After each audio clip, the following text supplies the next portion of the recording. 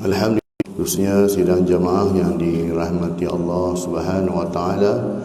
Syukur kita kepada Allah Taala kerana pada pagi ini sama-sama kita dapat menaikkan solat fardu subuh secara berjemaah dan juga dapat kita beriktikaf dalam masjid ini sementara kita nantikan masuknya waktu syuruk, dan juga dapat kita duduk dalam dirsah ilmiah, dalam majlis ilmu yang mana kita mengupas kitab 40 hadis adab orang mukmin, akhlak menjadi cermin.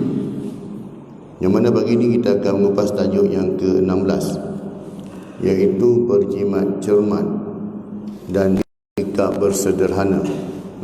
Berjimat cermat dan bersikap sederhana, pada muka surat yang ke-106. Muka surat 106. Kita baca matan hadis ini bersama-sama. Akhbarana Yahya bin Habib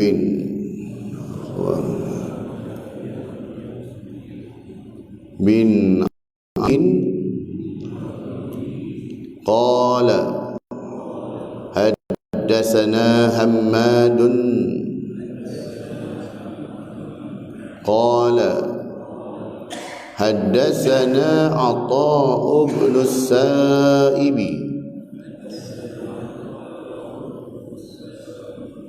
an abihi qala shalla bina Ammar bin Yasir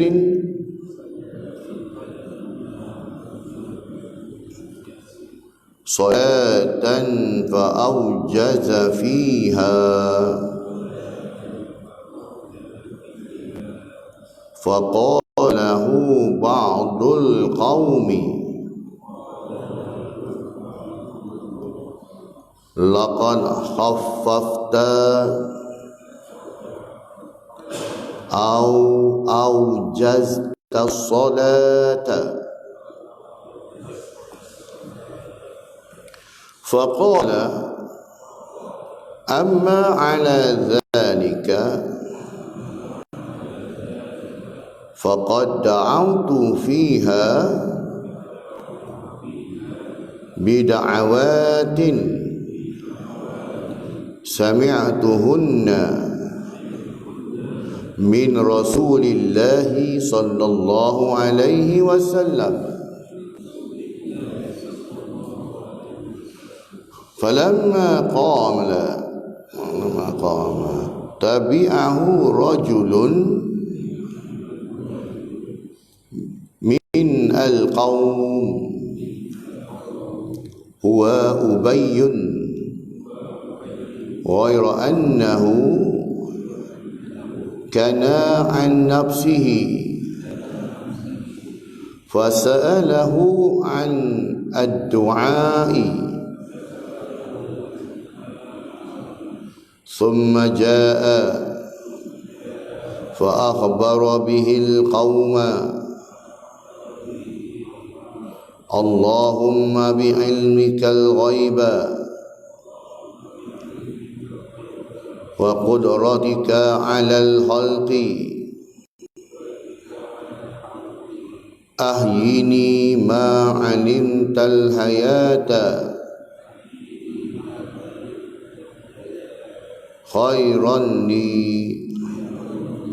وتوفني إذا علمت الوفاة خيرا لي وأسألك القصد في الفقر والغنى وأسألك نعيما لا ينفد إلى آخر الحديث. Maksudnya matan hadis ini panjang jadi kita ambil poin-poin dianya. Maksudnya telah menghabarkan kepada kami Yahya bin Hubayb bin A'rabi, dia berkata telah menceritakan kepada kami Hammad, dia berkata telah menceritakan kepada kami Atha bin As-Saib daripada bapanya, dia berkata Ammar bin Yasir pernah solat bersama mengimami kami. Jadi Ammar bin Yasir jadi imam lah. Dan dia mempersingkatkan solatnya. Lalu sebagian jemaah bertanya kepadanya, engkau telah meringankan, yakni mempersingkatkan solat? Dia menjawab, dalam solat tadi aku memanjatkan doa dengan doa yang aku dengar daripada Rasulullah sallallahu alaihi wasallam. Lalu dia bangun dan diikuti oleh seorang, dia adalah Ubay, tetapi dia menyamarkan dirinya. Lalu dia bertanya kepadanya tentang doa itu. Kemudian dia datang dan memberitahukan doa tersebut kepada kaumnya. Ya Allah, dengan ilmu-Mu terhadap perkara gaib dan kekuasaan-Mu atas makhluk, Allahumma bi'ilmika al-ghaiba wa qudratika 'alal khalqi. Doa lah. Hidupkanlah aku selagi mana Engkau mengetahui bahawa hidup itu lebih baik bagiku. Seandainya kehidupan itu memberi manfaat untuk diri kita, manfaat untuk ummah, manfaat untuk orang lain, kau panjangkanlah umur aku. Macam tu maksud dia lah. Ya. Hidupkanlah aku selagi mana Engkau mengetahui bahawa hidup itu lebih baik bagiku. Ahyini ma'alim tal hayata khairan li. Dan matikanlah aku jika Engkau mengetahui bahawa mati lebih baik bagiku. Wa tawaffani idza alimtal wafata khairan li. Nah, ya Allah, seandainya kita pun tak tahu takdir kita di masa hadapan macam mana, kok dah berubah dah. Dulu boleh jadi hamba yang soleh, tapi bila Allah Ta'ala bagi nikmat-nikmat lebih, kita pun jadi teruk lagi tak. Seandainya ya, benda ini berlaku, kita bimbang, takut-takut kita terjerumus macam tu, ya, maka matikanlah aku jika Engkau mengetahui bahawa mati lebih baik bagiku. Ya, sambungan pada hadis ini. Kemudian aku memohon kesederhanaan, wa as'alukal qasda, ya, berjimat cermatlah ketika fakir dan kaya, fil faqri wal ghina. Dan aku memohon kenikmatan tanpa habis dan kesenangan tanpa henti. Hinggalah akhir hadis ini. Wa as'aluka na'iman la yanfadu.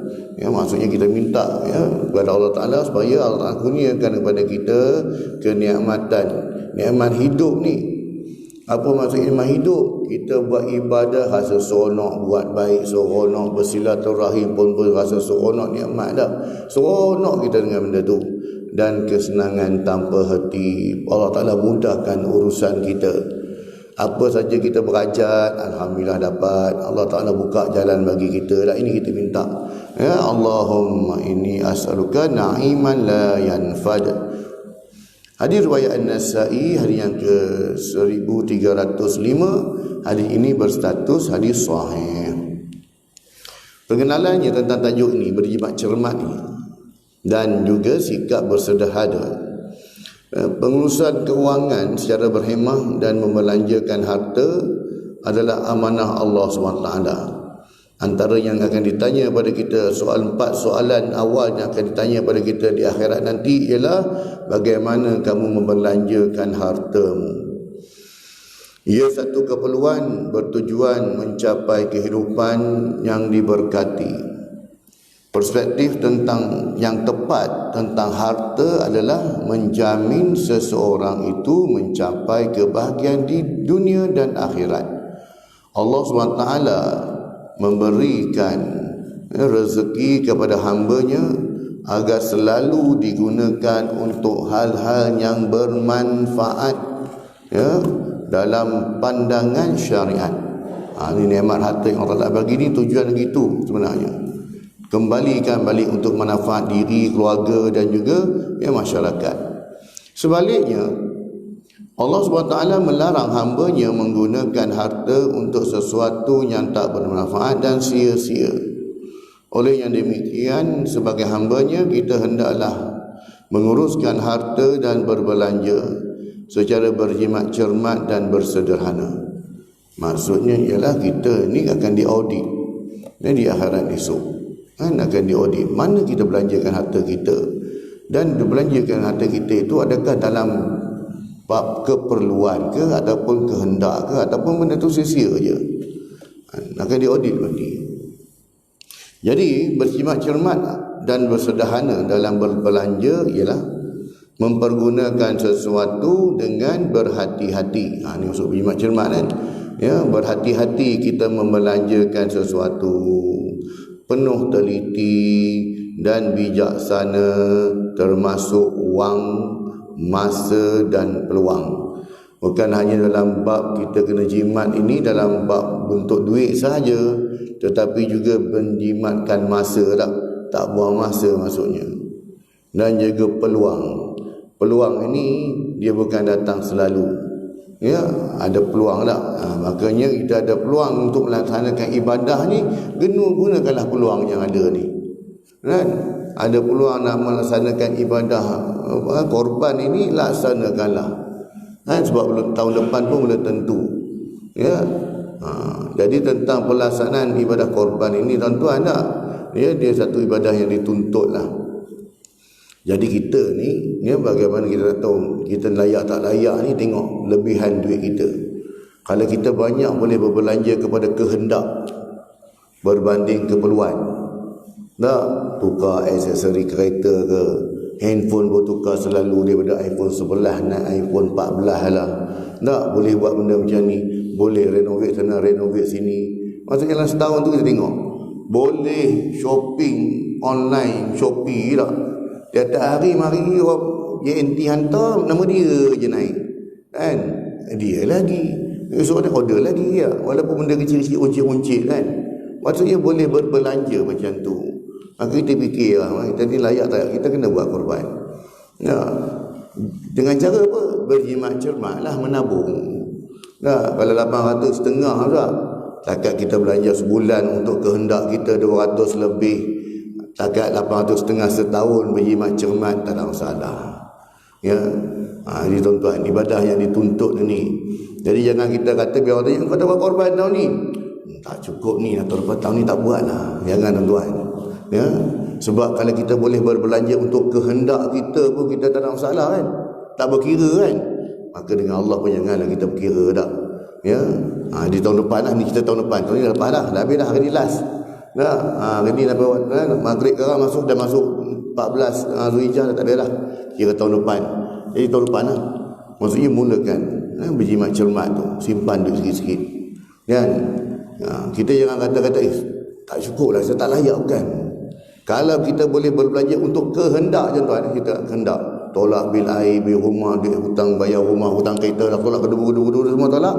Lebihan duit tu yang kita gunakan untuk belanja di Shopee ke, belanja untuk aksesori ke apa saja tak, makanya kita fikir kita ambil duit dari situ untuk korban tahun hadapan kan. Jimat tolak-tolak sikit-sikit kita baca memang dapat punya. Ya. Sebab jangan pandang kita pandang mudah. Ada korban ni awak buat-buat lah, betul. Tapi benda yang kita sangka dia kalau macam kita buat solat sunat nafilah selalu kita buat, kalau tertinggal pun kita tak ada nama ni tengah lah. Tapi benda sunat yang jarang dapat tahun depan pula, mana ada lagi dah. Tak payahlah kita duk mata nak buat korban esok, tak ada dah habis kan. 4 hari ini sahaja. Jadi benda ni bukan selalu dapat.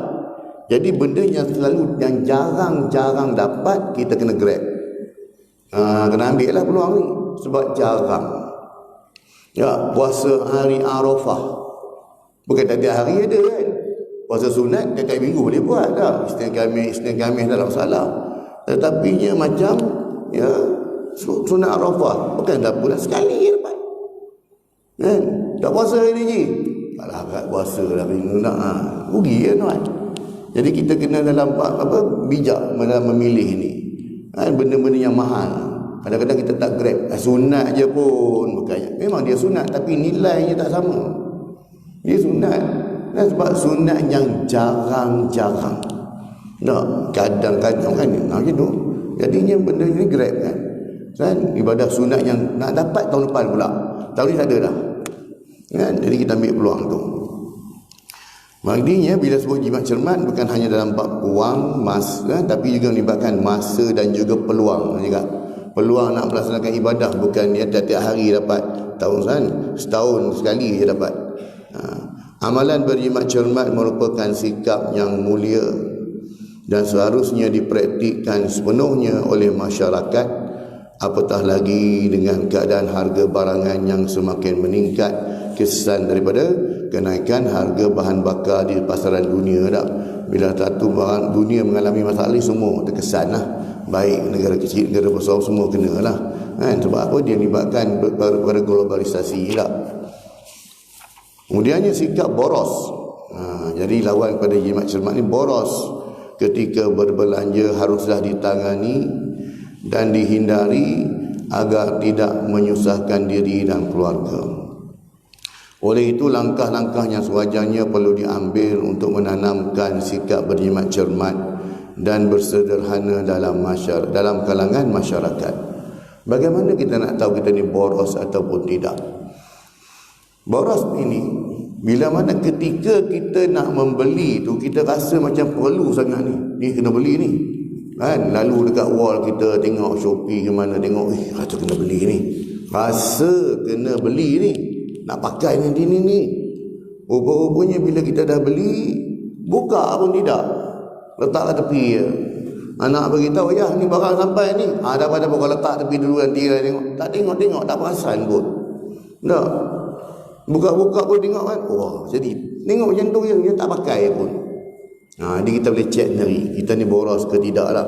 Tapi waktu nak membeli tu, kita rasa macam satu benda yang perlu dibeli. Tak, perlu, kita rasa perlu dibeli. Tapi bila dah beli, kita dah beli, barang sampai tu, tengok tidak. Letak atas mari dulu, sekejap lagi lah tengok. Jadi maksudnya kita pun faham. Sebenarnya kita bukan beli untuk keperluan. Saja suka-suka beli sebab tengok rating ramai orang beli dah jual berapa ramai. Kita beli sebab itu. Jadi maksudnya memang layaklah kita untuk melaksanakan ibadah korban pada tahun depan. Dalil Al-Quran dan juga Al-Hadis tentang jimat cermat ni dalam surah Al-Furqan ayat yang ke-67. A'udzubillahi minasyaitonirrajim. وَالَّذِينَ إِذَا أَنفَقُوا لَمْ يُسْرِفُوا وَلَمْ يَقْتُرُوا وَكَانَ بَيْنَ ذَلِكَ قَوَامًا. Maksudnya, dan orang-orang yang apabila membelanjakan harta, mereka tidak berlebihan. Maksudnya tidak berlebih-lebihan, tidak melakukan pembaziran, dan tidak pula kikir, dan tidak pula kedekut. Najib bakhil ni tak pula kedekut baik nak panggil tak. Maksudnya tidaklah terlalu mereka ni berlebih-lebihan dalam berbelanja, dan dia tidak pula terlalu kedekut. Kedekut ni, kikir ni apa tuan-tuan? Dalam bab keperluan pun dia berkira. Dalam bab keperluan tak? Berkira. Dan adalah perbelanjaan itu di tengah-tengah antara yang demikian. Sebenarnya dalam bab jimat cermat ini dia baina wa baina, tengah-tengah. Kan? Kita kikir, kita kedekut dalam bab membeli barang-barang kehendak. Dan kita ni tak kedekut dalam bab perkara-perkara keperluan. Dalam bab keperluan, benda wajib kena settle punya. Nak kedekut macam mana, nak bakhil macam mana, dah tetap kena bayar. Duit kereta, duit rumah, perbelanjaan dapur, belanja anak-anak, semua memang kena buat punya. Tak boleh mengelak lah. Jadi ni jangan kedekut lah, memang kena habis lah, pejam mata je lah. Dan kena fikir, kena kedekut sikit ni dalam bab kehendak. Betul-betul fikir, ini benda kehendak. Kalau aku beli, betul ke aku pakai? Aku guna ke tidak benda ni? Dan betul tak dia ni akan memberi manfaat pada aku, pada orang. Dia fikir yang tu. Maka itu kehendak. Jadi dalam bab belanja, betul, kita boleh berlaku kikir, dan kita juga boleh, orang kata istilahnya boros dalam bab keperluan bagi. Apa lagi benda keperluan tuan-tuan? Dalam bab agama sama juga. Pada kita mungkin kita, tuan-tuan, kita bagi untuk sumbangan anak yatim ke, sumbangan madrasah mana, masjid, bukan dapat pada kita pun. Di dunia, tetapi pelaburannya di sana.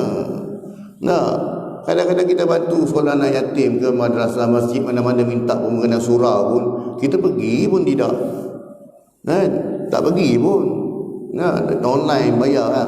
Kita infakkan kita secara online saja, bagi tak transfer duit kan. Tengok pun tidak. Tetapinya ya, itu bukan dikira sebagai boros, itu untuk agama, bagi tak ada masalah. Sebab apa? Nanti dia satu pelaburan. Di sana nanti kita akan dapat dia punya dividen dia nanti. Nah, di akhirat nanti. Untuk agama tak ada masalah. Untuk pembangunan ummah tak ada masalah. Ya, ini cerita yang tadi boros tadi bila tentang keperluan peribadi ni. Nah, keperluan peribadi tadi ni.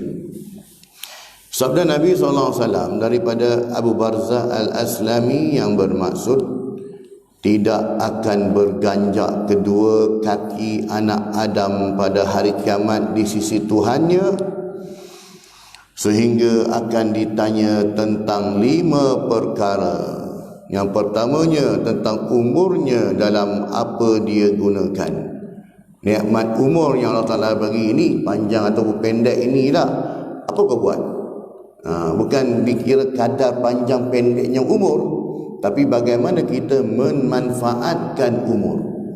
Memanfaatkan. Ya, bukan kira umurnya panjang, ya tak.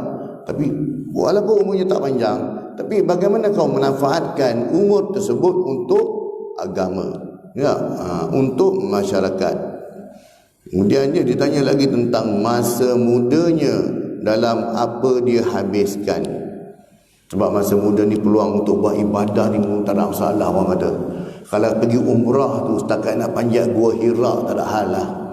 Setakat nak panjat gua Surah, benda orang nak pergi ziarah tak ada hal lah. Kita nak pergi sana sampai kat kaki 5 Jabal Nur, nak panjat gua Hira, lutut dah menggetar kan. Aduh, yang aku datang sini ni apa salah? Padahal bukan disudahkan pun pergi panjat gua Hira tu saja kata-kata pula nak pergi dah. Kan? Dah berumur kan, lutut dah kuat dah. Tapi kalau muda ni jangan cekut lah, buat umrah, solat sunat, apa semua perfect dia boleh buat. Takat gua dia panjat gua Nur kan. Ya, Jabal Nur tu kan, nak panjat gua Hira pun siap naik. Orang naik 3 jam dia buat dalam tempoh 2 jam, 2 jam relax atas. Siap turun bawah ambil orang lagi. Oh, masya-Allah. Ini ketika muda. Sebab itulah orang muda ni tenaganya banyak. Cuma bila mana kita ada berusia ni, ya, dah jadi warga ini, makanya pengalaman lah. Ya, sebab itulah pengalaman inilah memandu orang muda ni. Sebab tu orang muda dia ambil nasihat daripada orang-orang tua. Sebab orang tua ni pengalamannya banyak. Kan, orang muda ini tenaganya banyak, pengalaman tak ada. Kan, jadi nak ambil nasihat daripada orang tua ni. Jadi ambil peluang. Ketika kita masih muda, maksudnya itu masih mampu untuk melaksanakan ibadah lah. Bila kita dah tua, itu dah sembahyang banyak pun dah rasa susah. Kan? Alasan bukan alasan juga, memang dah mari dah. Kan? Minyak geris dah kurang, itu dah tak ada dah. Jadi nak ibadah tu rasa lah, hai. Baru terkenang balik, ya Allah, kalau masa muda dulu aku isikan manfaat untuk benda-benda yang baik, ya Allah. Tak? Ya, tapi kenangan je lah tak. Benda masa berlalu dia takkan patah balik lah. Sebab dia dah jadi past tense. Tak, bukan present tense lagi. Tak. Dia tak mari, dia jadi past tense dah pun. Tak payah nak ulang lagi dah. Boleh kenang lah sahaja. Kemudiannya ditanya lagi tentang hartanya, dari mana dia peroleh dan dalam apa yang dia belanjakan. Bukan sekadar Allah Ta'ala tanya dalam bab harta gini kita belanjakan, tak. Kau dapat dari mana? Nak tanya, kena audit. Dari mana kau dapat harta ni? Kan? Daripada sumber mana kau dapat? Sumbernya halal, sumbernya haram. Nah, kalau daripada sumbernya haram, sedekahlah, buatlah 10 biji masjid pun tak ada nilai. Di sisi dia lah, duit tak ada. Tapi untuk masyarakat ada manfaat, tapi pahala dia tak dapat. Sebab sumbernya haram. Kan? Jangan kita perasan tak? Kalau ada orang dia fikir bila dapat semuanya haram, siap bayar zakat lagi, siap sedekah lagi, dia tidak akan menghalalkan duit tersebut sebab dia pada sumbernya haram. Tapi manfaatnya orang boleh ambil, manfaat saja. Tapi bagi orang yang beri tidak ada apa-apa pun. Dia tidak ada apa-apa pun. Sebab apa? Sumbernya haram. Tapi kalau sumbernya halal, walaupun 10 sen sekalipun, dia memberi manfaat sebab sumbernya halal. Dia tinggal. Sebab tu dalam agama pun dinilai sumbernya dari mana kau dapat. Kan? Tapi di akhirat esok akan ditanya pula, kau dapat daripada sumber mana? Okey, sumbernya halal. Duit gaji kita tak, sumbernya halal. Di mana kau belanjakan? Shopee. Tak, make up kereta. Renovate rumah, itu je kau belanja. Untuk rumah mana rumah? Allah tanya ni tentang di mana duit itu dibelanjakan. Bukan Allah Ta'ala tanya kita beli kereta baru ke, kita bersokong rumah ke, kita tak, bukan itu kan, tak tanya, tak ada keperluan. Yang Allah nak tanya, duit yang harta yang kau bagi tu untuk agama kau buat apa? Untuk agama, untuk ummah, untuk masyarakat kau buat apa? Itu yang Allah nak tanya. Tak payah cerita lah kata beli kasut baru lah, beli tu lah. Nah, ditanya, ya Allah, dengan nikmat kau bagi aku tiap-tiap tahun aku buat ibadah korban, ya Allah, ada nilai. Ada nilai kat situ tak? Dengan duit yang kau bagi tu, ya Allah, tiap-tiap hari aku masuk tabung, ya Allah. Kan, mari masjid masuk tabung, mari masjid masuk tabung. Baru ada nilai, walaupun RM1. Kan? Itu yang nak ditanya. Bukan nak tanya kita beli berapa banyak harta yang kita ada, itu bukan soalan dia. Soalan dia tentang agama. Di mana belanjakan. Dan tentang apa yang dia amalkan daripada yang dia ketahui, ilmu yang dia dapat tadi ni, kau beramal ataupun tidak, kan? Beramal dengan ilmu ataupun tidak, kan? Beramal dengan ilmu ini ialah walaupun kita dapat buat semua, jangan tinggal semua, kan? Tak dapat nak buat semua, dapat 10 dah, tak boleh nak buat 10, tak apa, jangan tinggal semua. 10 lagi tak buat, buatlah satu. Cuba buat. Dapat ilmu tentang walaupun ibadah korban tu sunat, tapi dia amat digalakkan kita dapat ilmu tu dah. Makanya cuba kan, berusaha ke arah itu. Hadis riwayat Tirmizi, hadis ini bersatu hadis hasan sahih. Keterangannya tentang berjimat cermat ini, masalah peningkatan kos sara hidup yang berlaku pada masa kini adalah perkara besar yang tidak dapat dielakkan kerana ia berlaku mengikut peredaran zaman. Namun konsep berjimat cermat dan bersederhana sudah lama diterapkan dalam jiwa setiap Muslim. Benda jimat cermat lama dah, bukan datang pada syariat Rasulullah ya, sebelum tu pun ada dah konsep ni. Dalam urusan berbelanja seharian, perlu diingatkan supaya kita tidak terlalu boros dan tidak terlalu kedekut. Ungkapan berjimat cermat dan bersederhana khususnya dalam berbelanja bukanlah sesuatu yang baru didengar. Malah ia adalah tuntutan dalam Islam. Cuma tidak ramai yang mengendahkannya. Saranan supaya sentiasa cermat dan bersederhana dalam segala urusan bukanlah bermaksud supaya manusia bakhil dengan apa yang mereka ada, tetapi berhati-hati agar tidak menjadikan manfaat sebagai mudarat. Kan? Langkah jimat cermat bukan Allah Ta'ala larang kita ni supaya belanja pun, tak. Cuma kita berhati-hati je dalam bab mengurus, dalam bab pengurusan. Kalau orang kata bijak pandai ni dalam bab pengurusan kewangan ni, daripada sumber pendapatan kita ni, ya 50% itu kita belanjakan untuk keperluan. 50%. Lagi 30% kita belanjakan untuk kehendak kita lah. Kan, kita orang kata kita appreciate diri kita ni. Dan 20% lagi untuk simpanan. Jadi daripada pendapatan kita dapat tu tak, daripada pendapatan tu kita bahagikan siap-siap. 50% ni untuk keperluan lah, nak bayar utility ke apa saja. Lagi 30% ni kadang-kadang teringin nak makan tu, teringin nak beli ni, tak apa lah. Lagi 20% tu kita buat untuk simpanan. Jadi simpanan tadi inilah boleh kita belanjakan untuk korban tahun depan, untuk ni yang boleh. Kena pandai bijak bagikan. Yang ni tak ada tak, ya. 70% dah untuk kehendak, kan, 30% keperluan. Itu jadi tak cukup tu, kan.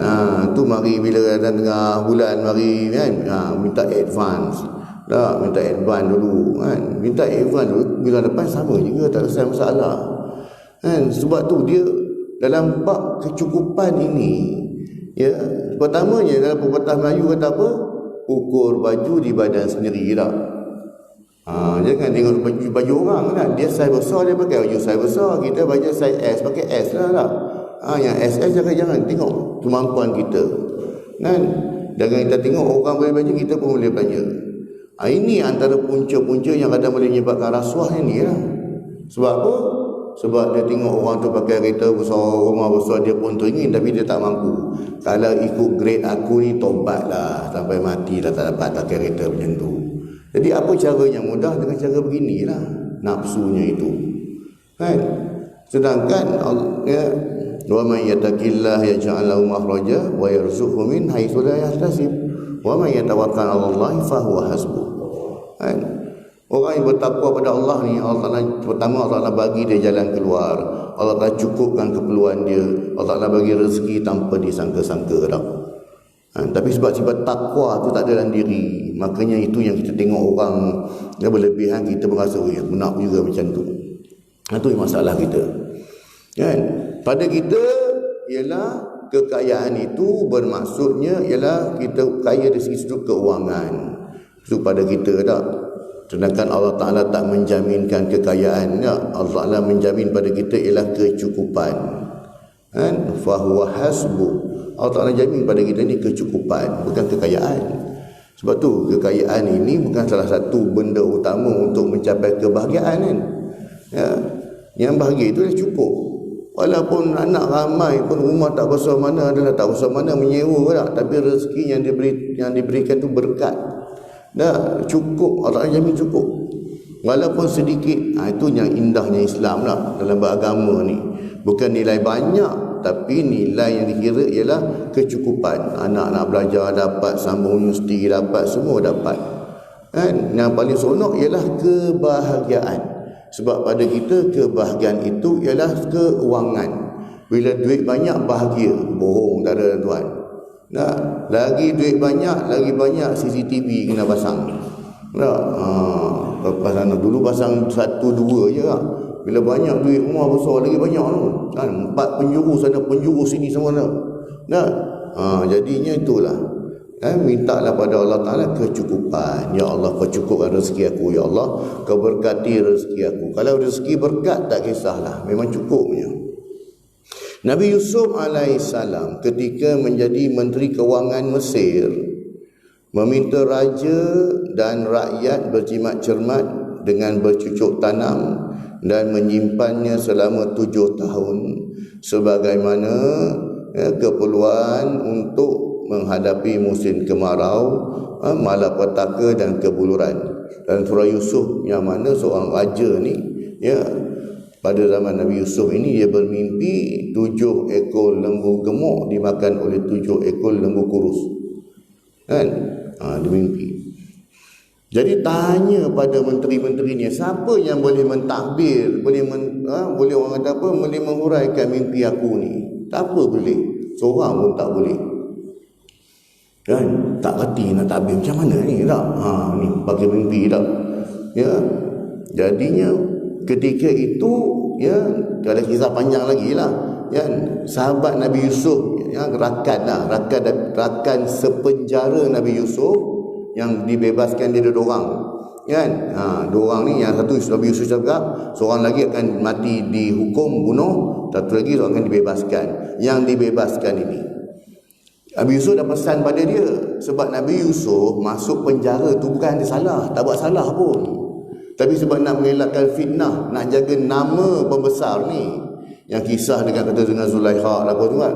Yang kisah yang mana isteri pembesar ini, Al-Aziz ini dipanggil, ya, dia tertawan dengan kecantikan, kehandsoman Nabi Yusuf sampai dia tak kawal nafsu dia.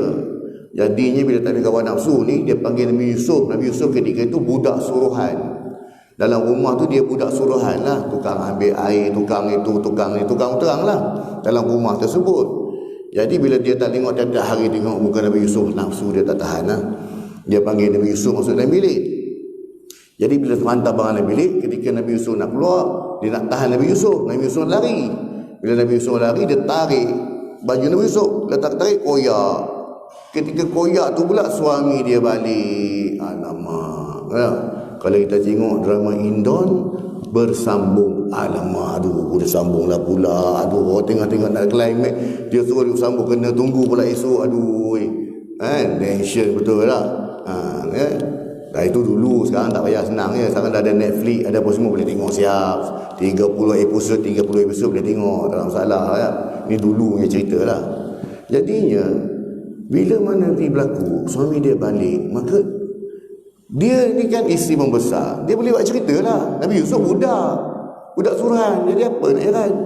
Dia kata Yusuf ni nak berdaya, dia cuba nak mencabuli aku, dia cuba nak dia masuk bilik aku.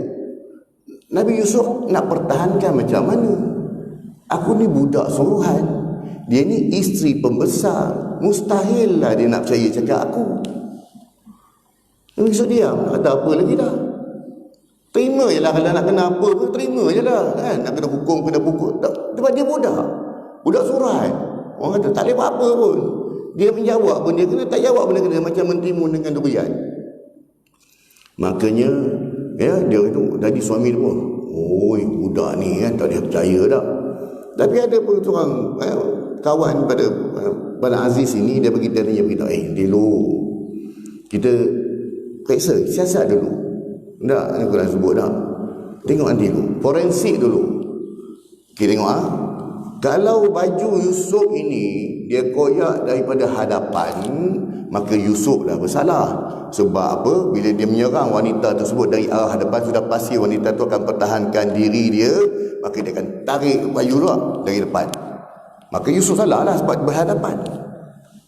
Tak, sekarang ni kalau baju tu koyak daripada arah belakang, sebab Yusuf lari nak mengelakkan perempuan ini, perempuan tu lari tarik baju, dia koyak daripada arah belakang, perempuan tu je yang salah.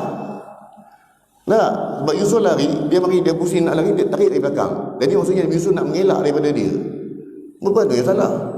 Bila siasat pun betul, koyak daripada arah belakang. Malulah isteri pembesar tersebut kan. Dia orang perempuan ni bab-bab macam ni cepat je viral lah satu Mesir tu bagi tahu kisah ni kan. Apa punya taste lah. Engkau isi pembesar dengan budak suruhan pun kau boleh tergoda apa barang engkau ni kan. Apa punya orang low class lah, very low class ni orang, dengan budak punya suruhan pun kau boleh tertawan. Dia dengar, dia panas telinga. Bila dia panas telinga ni, tak apa. Satu hari dia panggil isi-isi pembesar, mak-mak datin dan Tan Sri Sasi, datin Sri semua ni datang rumah dia kan. Mari tak apa, duduk kat meja tu kan, makan buah dah, hidangan buah dah. Jadi letak pisau, setiap meja tu letak pisau kan. Jemputlah makan, jemput makan, maka pakat pegang buah lah makan. Dalam hati dia kata apa hal dia pun tuan-tuan buat. Ketika dia orang nak belah buah itu, dia perintahkan, ya, isi pembesar ni perintahkan Yusuf bawa keluar air, hidangan air, ambil letak kan, waiter letak kan. Ketika dia letak tu, dia keluar sahaja, perempuan-perempuan mak-mak datin Sri tadi ni tengok wajah Nabi Yusuf ni, sampai mereka tak sedar mereka dah potong tangan sendiri, dan tak terasa kesakitan melihat wajah Nabi Yusuf yang begitu tampan. Tangan sendiri dia potong lah ni, dia potong buah dengan dia. Tak sedar bahawa yang keluar ni, ini manusia ke malaikat ni. Sampai Nabi Yusuf dah berlalu, letak air, Rasulullah balik, masuk dalam balik. Mata tengok macam tu kan, tak sedar. Bila Nabi Yusuf dah masuk, baru tersedar, ya Allah sakit pada tangan. Rupanya tangan dah luka lah. Begitu cantiknya ketampanan Nabi Yusuf ni lah, sampai tangan sendiri terhiris pun tak sedar. Maksudnya macam mana? Maksudnya dia punya fokus ini begitu fokus pada Nabi Yusuf, sampai tak sedar tangan tu pun dah luka. Bila tangan dah luka ni, apa kata isi pembesar tadi ni, hampa ada gosip tadi tu dah, kata aku ni low class punya perempuan lah, apa barang dengan budak pun berselera lah, dengan budak, bukan budak suruhan pun kau ada nafsu. Apa dia jawab? Korang ni baru tengok dia tadi sekali, baru dia keluar, dia pusing, letak air, dia masuk dalam. Itu pun kau tengok dengan masing-masing dah terpotong tangan kan. Aku ni tiap-tiap hari menghadap dia. Tak? Aku ni tiap-tiap hari menghadap dia, tengok muka dia. Agak-agak macam mana lah. Korang baru sekali tengok pun tangan dah boleh terpotong, boleh luka tangan. Baru sekali tengok. Aku tiap-tiap hari. Bagaimana tak? Jadi Nabi Yusuf ni nak mengelakkan fitnah ni, maka kata macam inilah. Sebab dia pun budak suruhan, jadinya dia tak nak burukkan nama pembesar. Kau penjarakanlah aku, letaklah aku dalam penjara, senang, supaya nanti nama pembesar pun tak buruk sangat. Tak apalah, aku ni orang pandang tak ada masalah lah, bagi masuk penjara. Masuk penjara tanpa buat salah. Masuk penjara tanpa buat salah tak? Sampailah baginda besar. Dan ni yang cerita dua pemuda tadi, yang cerita pasal mana cerita mimpi yang burung makan, satu burung makan roti dengan satu minum arak tu kan. Antaranya tu Nabi Yusuf bagi tahu salah seorang, kamu ni akan dibebaskan, yang seorang lagi akan mati dihukum bunuh. Jadi yang hidup ni cerita tadi ni panjang ni. Yang hidup tadi, ketika dia dibebaskan, Nabi Yusuf dah pesan, engkau nanti bila kau bebas, sebab yang dibebaskan ini ialah antara orang pembesar raja jugalah. Dalam istana tu memang boleh akses dengan raja. Dia pesan, engkau keluar nanti, kau dah bebaskan, engkau bagi tahu dengan raja tentang aku. Aku ni masuk penjara tak ada salah. Tahu? Kau pesan dengan raja, bebaskan aku balik. Sebab aku masuk tak ada salah pun. Masuk sebab rela macam tu je, nak mengelakkan, nak jaga nama pembesar ni. Kau bebaskan aku balik. Rupanya bila kawan tu keluar, dia dah terlupa. Seronok sangat dah keluar. Kawan dah pesan dah tadi, aku bagilah tahu raja tu. Memang dia tak hari jumpa raja dah, tak hari jumpa, tapi dia boleh terlupa. Terlupa tu tuan-tuan, bukan seminggu, bukan 2 minggu, bukan sebulan, 9 tahun. Mujur raja tu bermimpi tak? Mujur dia mimpi yang cerita tadi, di lembu kena makan ni tadi. Bila dia tanya pada pembesar-pembesar, seorang pun tak boleh nak bagi tahu tentang takbir mimpi dia ni. Barulah kawan yang dibebaskan ni ingat, oh, aku ada seorang kawan. Jadi tuan-tuan, jangan ada kawan macam ni. Ya, time ada keperluan, dia baru cari kita dah. Itu pun sebab dia nak nama kan, dan supaya nama dia naik. Oh, maksudnya raja tengok dia, oh kau boleh bagi tahu, oh ni kabel baik, nanti boleh naik pangkat lagi ni. Jadi hati-hati tuan-tuan, pengajaran dia lah. Maksudnya jangan ada kawan macam ni. Time susah, baru kita nampak muka kita keluar, oh wajah kita berseri-seri keluar. Time dia susah lah. Time dia ada hajat, muka kita pun keluar. Tak, jadi berhati-hati dengan orang macam ni lah. Ini orang tak ada boleh buat kawan, ya tak? Memang tak boleh buat kawan. 9 tahun, agak-agak sikit lah. Budak darjah 3 dah. Tak, bukan seminggu 2 dia lupa kan. Ini cerita dia tadi. Jadi bila mana teringatkan pada Nabi Yusuf ni tadi, aku ada kawan seorang dalam penjara ni kan. Makanya Nabi Yusuf pun takbir lah mimpi ni. Ini dalam surah Yusuf ayat 47. A'udzubillahi minasyaitonirrajim. Qala tazra'una 7 sinina da'aban faman hasadtum fadharuhu fi sumbulihi illa qalilan mimma ta'kulun. Maksudnya Yusuf menjawab, hendaklah kamu menanam bersungguh-sungguh 7 tahun berturut-turut, kemudian apa yang kamu ketam, biarkanlah dia pada tangkai-tangkainya, kecuali sedikit dari bahagian yang kamu jadikan untuk makan. Nabi Yusuf pesan, buat untuk 7 tahun pertama ni, makanya hasil 7 tahun pertama tu simpan. Maksudnya ambil sedikit untuk keperluan saja, sebab stok untuk 7 tahun akan datang. Kita akan mengalami kemelesetan ekonomi, kemerosotan ekonomi selama 7 tahun. Jadinya simpan stok siap-siap. Ya, simpan. Kalau macam negara dia panggil reserve negara tak? Simpan siap-siap untuk 7 tahun akan datang ni. Kan? Makanya tahun ni ambil juga, tapi untuk berpada-pada, sebab kita akan hadapi tahun 7 tahun akan datang. Jadi yang raja pun buat macam tu. Alhamdulillah berjaya mengatasi tersebut dah. Dan Nabi Yusuf pun bagi tahulah, ni tuanku, saya ni sebenarnya masuk penjara tak ada salah ni kan. Kita balik tentang kisah wanita tersebut lah. Kisah yang ni lah, dengan Zulaikha dulu tu kata tu. Nah, dengan wanita tersebut tu, makanya Nabi Yusuf pun dibebaskan. Kan, sebab atas kecerdikan Nabi Yusuf ni dulu, mana ada pakai CJ apa semua, tengok ada master PhD ke, kau bidang apa, kau bidang ekonomi ke, bidang kawan, mana ada dulu. Berdasarkan kebolehan je lah. Tengok Nabi Yusuf ni pandai dalam bab itu, betul pula tu, maka diangkatlah jadi Menteri Kewangan. Tenang tuan tak? Oh, tak pakai CJSPM pun kan. Turun naik jadi Menteri Kewangan yang uruskan negara Mesir tak? Makmur negara Mesir pada ketika itu kan. Dari panjang Nabi Yusuf. Kalau tuan-tuan baca surah Nabi Yusuf ni, satu-satunya surah yang komplit Bermula daripada Nabi Yusuf kecil sampailah Nabi Yusuf besar, sampai daripada dia berpisah dengan ayah dia sampai dia jumpa balik dengan ayah dia Nabi Yaqub. Cantik cerita ini tuan-tuan.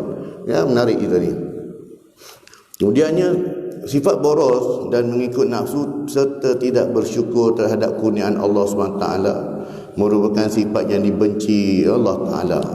Berjimat cermat dan bersederhana dalam berbelanja wang dan masa adalah keutamaan umat Islam supaya dapat dijadikan contoh kepada orang bukan Islam, supaya mereka dapat menyedari bahawa moral yang sekecil itu pun boleh memberi keuntungan besar kepada agama. Satu contoh dah tuan-tuan, nak orang bukan Islam lah, orang putih ni kan, kalau kat UK dah tak, dia ni orang tua-tua ni kadang umur 60-70 pun kerja lagi yo. Dia kerja lagi yo. Kan? Kerja kilang 60 lebih, kerja kilang, kerja ni. Tanya dia, kenapa kau kerja lagi? Kau dah tua dah, patutnya kau enjoy life lah tak? Kan? Ataupun kalau macam dia mendapat dia orang punya setiap minggu dia mendapat bantuan kan. Pergi ambil kat pejabat pos tu 100 pound lebih kot kalau kat UK. Jadi tanya dia, kenapa bekerja? Oh, aku kerja ni sebab aku buat persiapan untuk kematian aku. Oh, orang putih ingat mati tu kan? Dia bekerja untuk hari mati dia. Kenapa? Sebab aku nak nanti bila aku mati, dia ada package dia. Kalau nak package VVIP ni, maksud VVIP itu ialah ada lebih kurang 100 orang yang akan datang menangis untuk dia, yang akan datang untuk majlis dia, pakai kot, pakai baju macam orang putih tu. No, adakan sesuatu. Dia ada package. Keranda dia macam ni, kubur dia macam ni, dekat sini-sini. Oh, macam tu. Jadinya macam dia ni orang biasa ni, dia ambil package biasa je lah. Dalam 10 orang, 20 orang, hari kematian dia nanti kan akan lebih kurang dalam 10 orang akan datang macam tu kan. Kenderaan biasa-biasa je, kubur dia macam ni, keranda dia macam ni. Oh, ni dia orang fikir mati tuan. Tak, kita ni kan bila mana seorang lelaki tanya pada Rasulullah, ya Rasulullah, mata sa'ah, ya Rasulullah, ya bila kiamat? Rasulullah tanya dia balik, ma istadata, apa persiapan engkau untuk menghadapi kiamat? Apa persiapan engkau untuk menghadapi kiamat? Apa dia jawab? Aku tak buat persiapan pun. Aku tak buat persiapan pun, melainkan aku ni benda biasa je lah. Sembahyang, jaga, puasa aku buat, semua aku buat lah. Tapi tak ada lah, biasa-biasa je kan. Tetapi walakin ni aku kasih pada Allah dan Rasul kan. Walaupun aku ibadat tak banyak, tapi persiapan pun tak buat untuk mati, tapi aku ni kasih dan cinta pada Allah dan Rasul. Rasul cakap apa? Wa anta man ahbabta, engkau akan bersama dengan siapa yang kau cintai. Dan Rasulullah juga sebut tentang ingat mati. Rupanya kita kalau orang Islam ni kurang ingat mati tak? Sebab kita ni punya tawakkal dah mati-mati je lah tak? Bukan nak mati-mati je lah. Persiapan kita tu, bekalan kita ni, wa tazawwadu fa inna khairaz zadi taqwa. Berbekallah kamu kerana sesungguhnya sebaik-baik bekalan itu ialah takwa. Bekalan. Tapi bekalan yang Allah sebut ialah bekalan amalan. Tapi orang putih ni sebab dia kafir tak? Pada dia bekalan itu ialah kematian dia nanti, bagaimana cara masyarakat menghormati aku ketika aku mati. Sebab dia pun dia ni orang yang duduk seorang-seorang kan, seorang-seorang dia kan. Biasa banyak berlaku macam tu, duduk seorang-seorang. Jadi dia kumpul duit yang kerja kilang tadi, dapat gaji tadi ni, dia beli untuk kematian dia. Aku nak esok mati macam ni, keranda aku buat macam ni. Dia punya kayu ke, dia punya apa, daripada kayu sekian-sekian. Aku ketika hari aku mati, aku nak orang yang hadir kematian aku. Tu kata package tadi tu, yang hadir kematian dia dalam, kalau package biasa dalam 10 orang macam tu lah. Nak package mahal lagi 100 orang pun ada, boleh pilih. Tak? Tapi hari ni ada orang bisnes tu kan. Kalau negara lain kan, Malaysia tak buat kot. Negara jiran kita dia buat macam tu, package kematian. Siapa yang mati, ya, ada package. Kalau nak, dia akan panggil budak-budak tahfiz datang. Kalau bayar harga sekian, kita akan panggil 50 budak tahfiz datang rumah dia. Dia akan buat tahlil, dia akan buat ni. Kemudian siap beli khatam Quran. Kalau khatam Quran di negara tersebut, pasal Malaysia tak ada kot, negara sebelah lah kan, nak buat khatam Quran nak khatam Quran di negara tersebut, makanya bayar sekian lah. Tapi kalau nak khatam Quran di Mekah ataupun di Madinah, bayar lebih sikit lah. Dia fikir, jangan salah faham tuan-tuan. Ya, kita sendiri yang bawa amalan kita. Kalau boleh sub tuan-tuan, amalan ni boleh sub ke orang, tolong buat kat aku, tolong buat aku, kan? Orang kaya-kaya semua masuk syurga.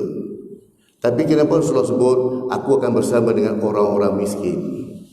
Tak. Jadi jangan salah faham lah. Kalau boleh macam ni tuan-tuan, senang tuan-tuan, semua start ke orang. Dia boleh enjoy life. Yes kan? Dia Datuk, relax orang. Enjoy dulu. Sebab apa tahu? Saya punya semayang ni saya tu ni buat. Saya punya Quran dia buat. Ini semua start ke orang. Oi, bahagianya hidup macam ni tak? Ada. Kan? Bekalan itu kita sendiri yang bawa. Ya, yang orang bagi kita itu ialah itu bawa tambahan. Contoh tuan-tuan, kita buat kenduri lah. Kita buat kenduri sebagai tuan rumah, kita dah ada kita punya main course punya lauk dah tak? Kita dah order pada catering, makan lauk ni sekian-sekian semua ada tak?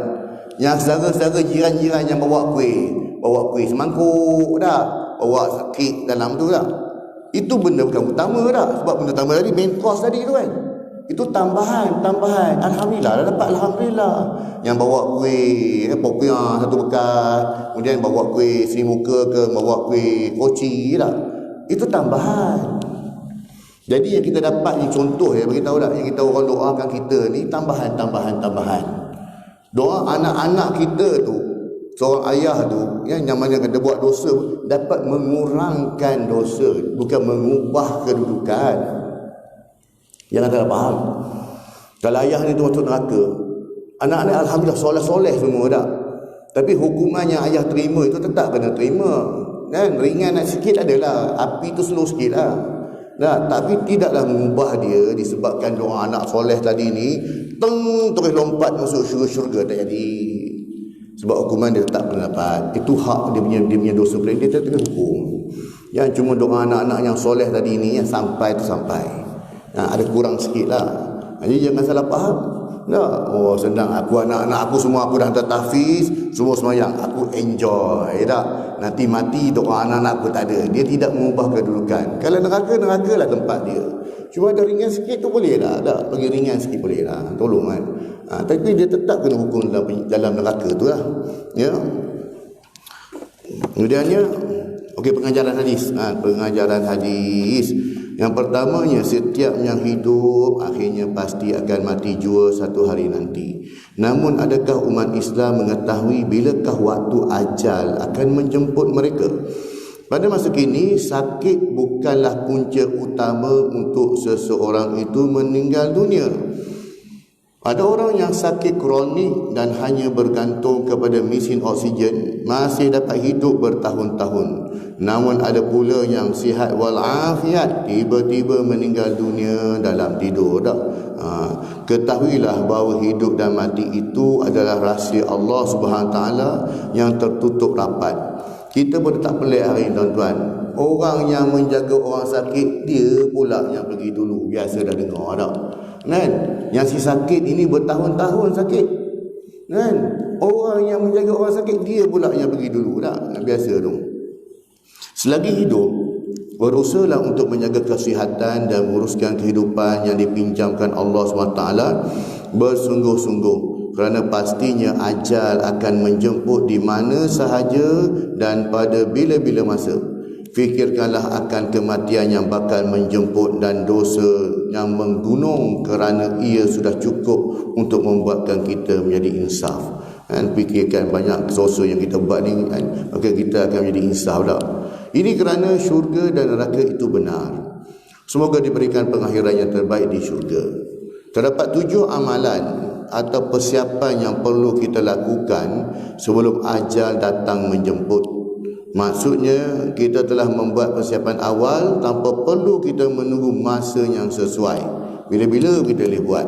Selagi mana kita mampu melakukannya, maka teruskanlah melakukan amalan tersebut. Antaranya yang kita perlu buat, ya, setiap hari hendaklah kita bertaubat dan beristighfar. Ini kan, minta ampun pada Allah SWT setiap hari ni minta. Kan? Yang keduanya, betulkan tata cara solat kita. dan cuba untuk solat dengan khusyuk. Kan perlakuan solat kita tuan-tuan, kan bermula daripada angkat takbir, itu benda basic tuan-tuan. Setengah orang dia angkat takbir tak sampai ke telinga pun macam tu.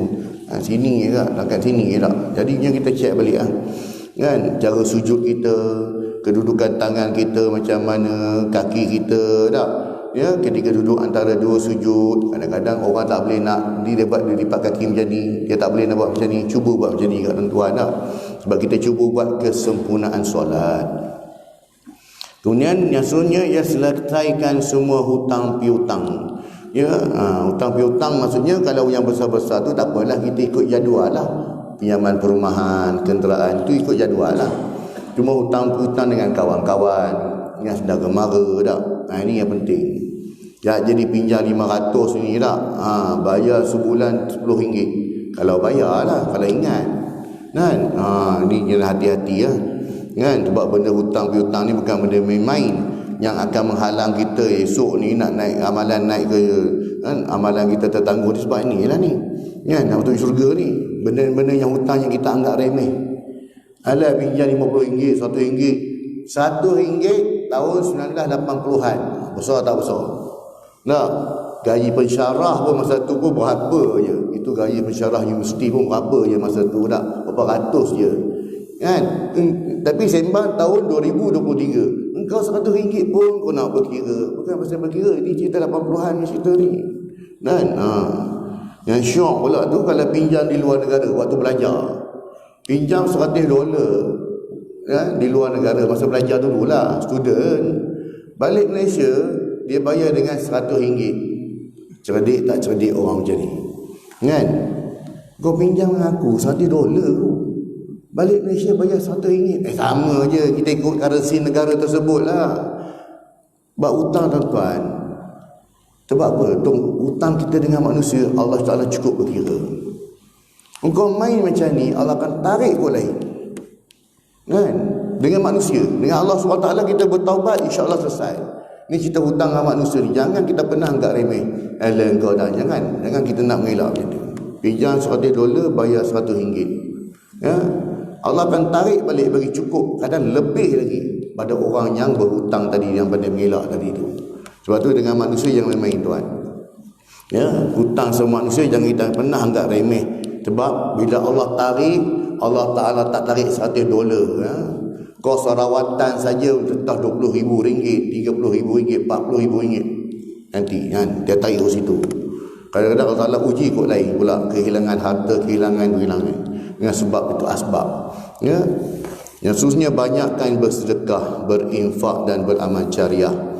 Kemudiannya, sebarkan ilmu pengetahuan yang bermanfaat. Ya, bukan semua kena tunggu jadi ustaz atau tak. Benda ilmu yang baik sebarkan, tak ada masalah. Walaupun ada tauliah tak ada tauliah pun, benda yang baik sebarkan. Cuma yang bertauliah ini sebab nak bercakap dalam masjid, nak bercakap dalam surah, nak cakap depan ceramah, itu kena ada tauliah. Cuma dalam bab dua tak ada masalah, tuan-tuan. Sebarkanlah kebaikan tu. Kemudian didiklah anak-anak supaya mereka menjadi anak-anak yang soleh dan solehah. Tekankan tentang bab asas itu solat dulu dah, jaga solat. Bila budak-budak ni, anak-anak ni boleh jaga solat, insya-Allah dalam bab usaha itu dimudahkan. Kemudian memohon maaf kepada semua orang, khususnya terhadap mereka yang pernah kita sakiti. Ya, kadang-kadang kita ada buat salah, maka kita minta maaf dengan penuh keikhlasan. Kan? Sebab apa? Sebab bila mana benda ni tak selesai masalah, dia akan menyebabkan di akhirat esok kita nak kena mencari balik. Dan selalu saya sebut, di akhirat esok tuan-tuan, di padang mahsyar dalam keadaan begitu ramai orang, kan, kalau kita boleh pinjam mikrofon, encik malaikat tu tak apa tuan-tuan. Kan? Encik malaikat pinjam mikrofon sekejap, kau nak buat apa? Aku nak minta maaf pada orang yang ni kan. Dia minta kepada Tuan Haji sekian-sekian, dia datang ke depan sebab dia nak minta maaf, nak masuk syurga kan. Kalau boleh panggil macam tak apa tuan-tuan, tak ada, semua pakai manual, seorang-seorang kena cari. Ya, itu yang kita nak mengelak benda macam ni kan. Yang keduanya, sesungguhnya mengamalkan sikap berjimat cermat dan bersederhana dalam kehidupan dapat mengelakkan diri daripada bersikap boros dan membazir. Dalam berbelanja, kita hendaklah mengutamakan keperluan, bukannya mengutamakan kemahuan ataupun kehendak. Sikap berbelanja mengikut hawa nafsu mesti dihindari dan dibendung sebelum ia menjadi tabiat.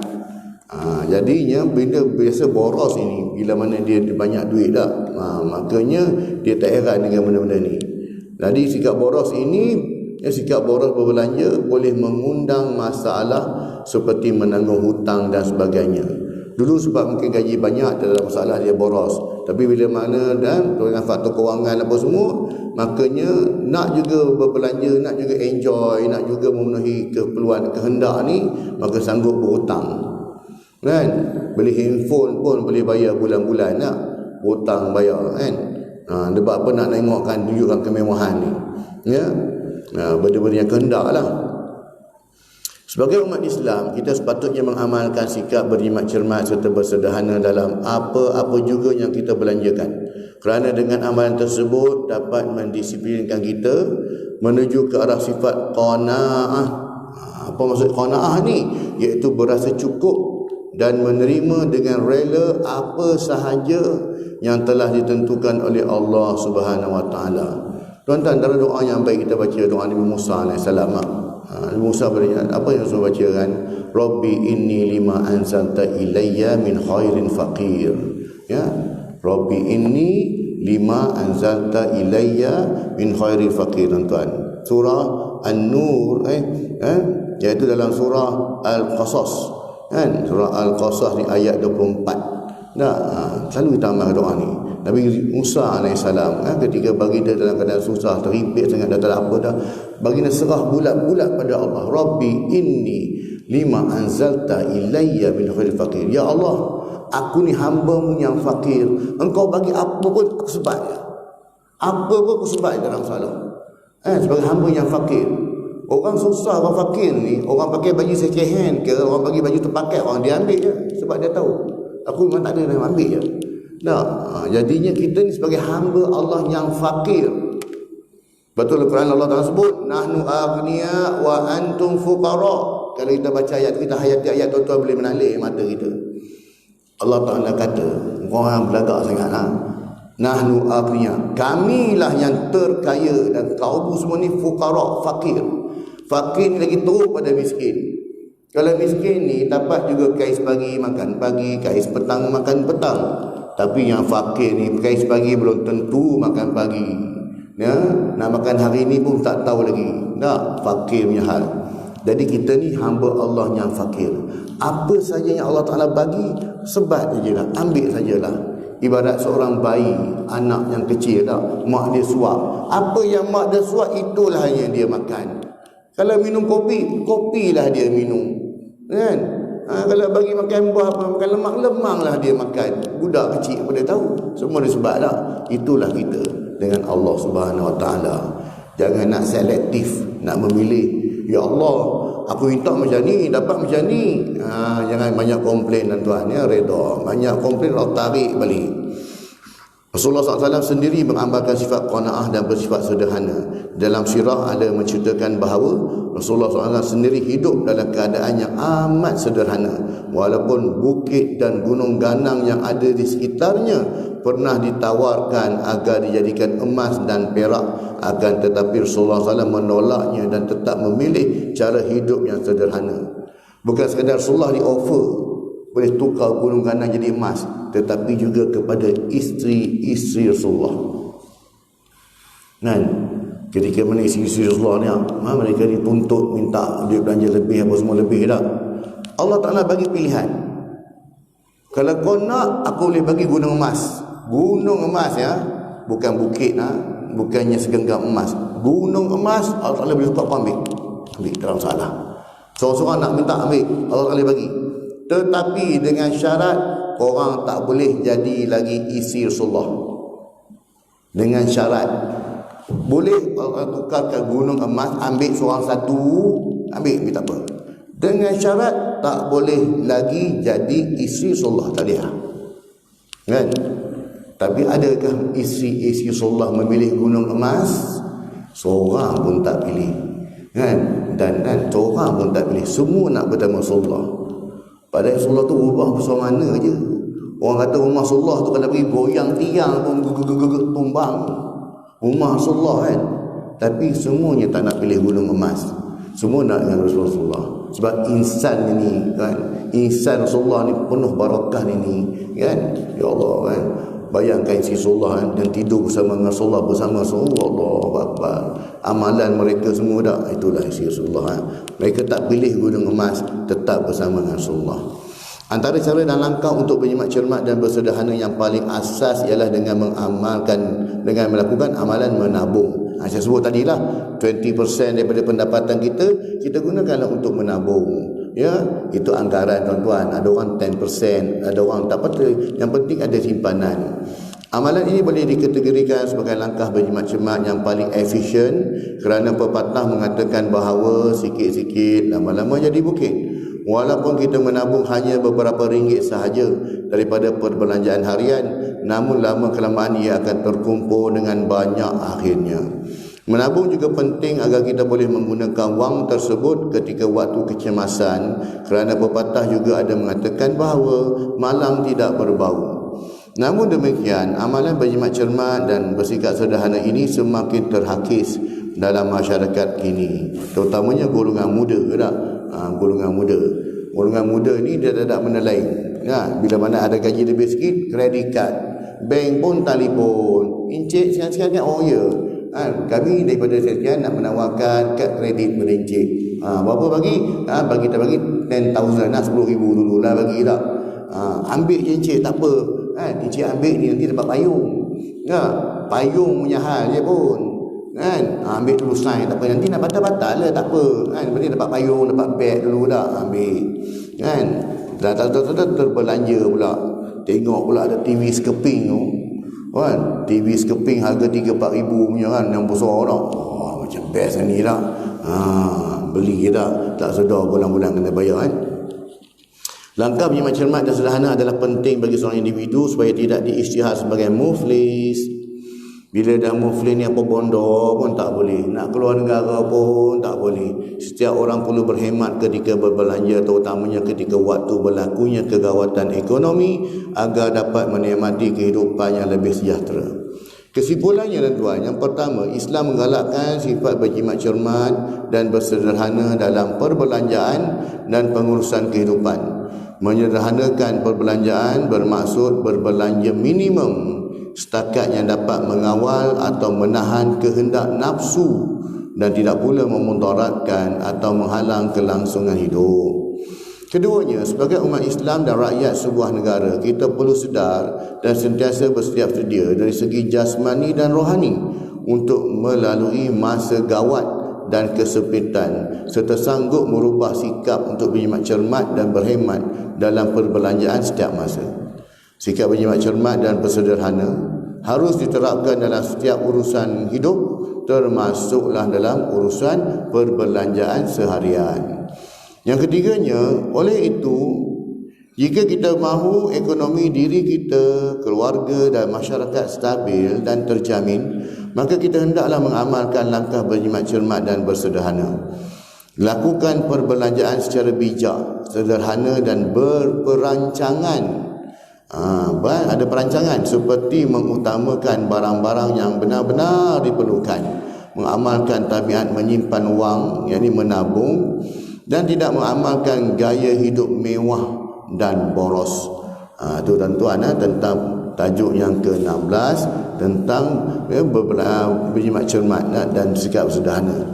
InsyaAllah pada kuliah akan datang kita akan mengupas pada tajuk yang ke-17, iaitu tentang pengurusan masa. Ini pun jimat cermat juga tak? Bagaimana kita nak menguruskan masa kita. Sungguhnya apa yang baik itu pada Allah SWT, sebab kelemahan dan kurangan semua ampun dan maaf daripada kelemahan diri saya sendiri. Semoga Allah Ta'ala kurniakan kepada kita kefahaman dan kekuatan untuk kita amalkan dan sampaikan insya-Allah. A'udzubillahi minasyaitonir rajim. Bismillahirrahmanirrahim. Alhamdulillahirabbil alamin. Wassalatu wassalamu ala sayyidina Muhammad wa ala alihi wa sahbihi ajma'in. Allahumma rabbana zidna ilma warzuqna fahma wa amalan maqbula. Allahumma ij'alna hadza jam'an marhuma wa tafarruqana min ba'dihi tafarruqan ma'suma. Allahumma rabbana atina fid dunya hasanah wa fil akhirati hasanatan wa qina adzaban nar. Wa sallallahu ala sayyidina Muhammad wa ala alihi wa sahbihi wa baraka wa sallam. Walhamdulillahi rabbil alamin. alamin. Subhanakallah wa bihamdika asyhadu an la ilaha illa anta astaghfiruka wa atubu ilaik. Assalamualaikum warahmatullahi wabarakatuh.